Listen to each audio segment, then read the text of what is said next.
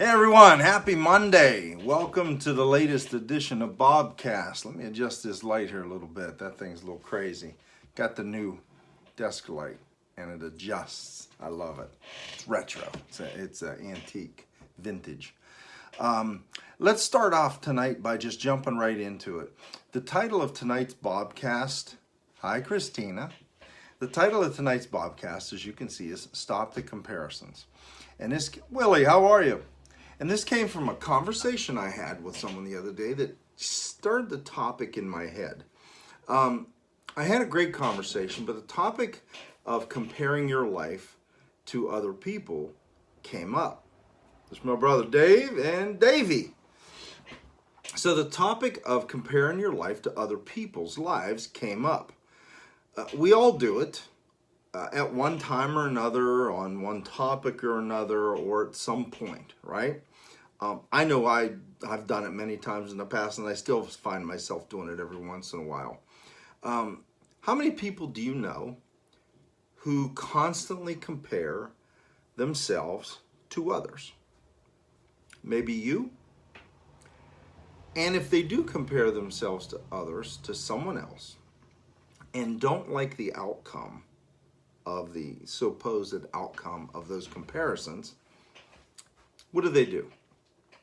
They trash the other person because they feel inadequate, possibly, sometimes that happens, and that makes them feel a little bit better. And all of this over some totally made up perception of inferiority. How much energy do people waste comparing their lives to others? Hi, Delbert. Life's not a competition. Mike Bruno, how are you? Life's not a competition with other people. It's up to you to live your life the best you can live it. Hi, Linda. To live your life the best you can live it and let others do the same. Because their idea of what that means is going to be different than yours. Their dreams, their desires, their goals, their past, their experiences, and the path that they are on are all going to be different than yours. So how can you compare your life to theirs? It's apples and oranges, right? So we sit around wishing we had that person's house, that person's car, but we have no idea what they did to get that car or that house. Are they in debt up to their eyeballs just to pay for it? Do they have ulcers worrying about making next month's payment? We don't know. Do they have a hot wife or a hot husband? But is their marriage happy? Do they get in the car after they leave that event where they both were dressed to the nines, looking amazing, and not talk to each other the whole way home because they're miserable? We don't know that part. We compare ourselves to others based on limited information. We see something, we take a quick snapshot of it, and that's all the information we have, and then we fill in all the blanks with stuff that we assume, stuff that we imagine, and stuff that we make up. Hi, Amanda, how are you? Thanks for jumping on. We always have such limited information as to why their life is so much better and on, right? We don't have any idea what the story is in most cases. So if you've taken my advice in the past, where I talked about hanging around people who are on the next level, people who are where you want to be, you're going to have to avoid doing comparisons. Because if they're on a higher level than you in your mind and you want to get here, well, it's going to be pretty easy to feel inferior to them if you're already kind of taking that subservient role to them. And when we do it, we tend to feel inadequate because we perceive, we look at things in our life that are inadequate. And I'll give you a quick example. Let's say it's how much money they make and how much compared to how much money you make. So you take how much money you make and you compare it to how much money they make, but you don't compare what they do for their money or what you've done for yours. I'll give you another quick example. This is probably an even better one. I can't tell you, and I see Mike Bruno and some other people on here, but I can't tell you how many times I've heard how lucky I am that I'm retired. I am. But do you know what I had to do for all those years to be able to retire early? Would you be willing to do it? See, they see that one little snippet, but they didn't see being attacked by a death row inmate. They didn't see having to fight a guy in the yard that might have had a weapon. They didn't see having urine and feces thrown at you. They didn't see having to go in and lock down Graterford Prison and spend a week away from your family out on the road trying to go through that place and clean it up. They don't see all of those things. They simply see that one little snippet of being retired at an earlier age than most people. So when you, like I said, when you compare yourself to other people, you're doing it based on this much information, and the rest of it you make up in your head. The rest of it you have to assume. And doing that where you compare the things in your life that are in your mind inadequate to the things in their life that you think are awesome is not only crazy, but it makes us feel terrible about ourselves, right? Comparisons steal your joy.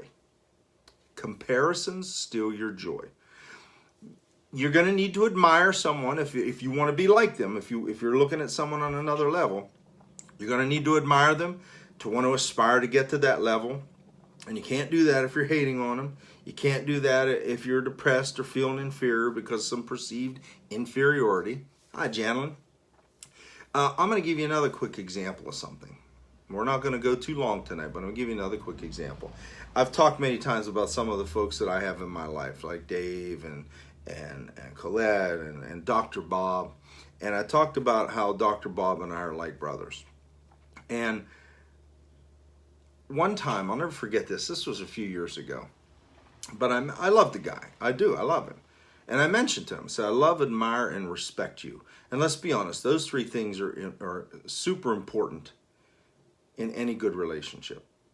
Mutual respect and admiration are absolute necessities. But I said, I love, admire, and respect you. I mean, he's a brilliant guy, right? He's a dentist with a mega successful practice. He's an amazing dentist. He's just a good man, right? So he's got a lot of these qualities that I admire. Hi, Laura Lee. Thank you. And you're a heck of a talented piano player. But he's got all these qualities, and I sit there and I'd like to be that successful, and I'd like to this, and I'd like to that. And you know what he said back to me? He said he loved, admired, and respected me too. And it blew me away for a minute because I'm just me, right? And I asked him, I said, well, why would you say that? And he went on to list a bunch of things about me that he admired, things that he respected, and things that he looked up to me for.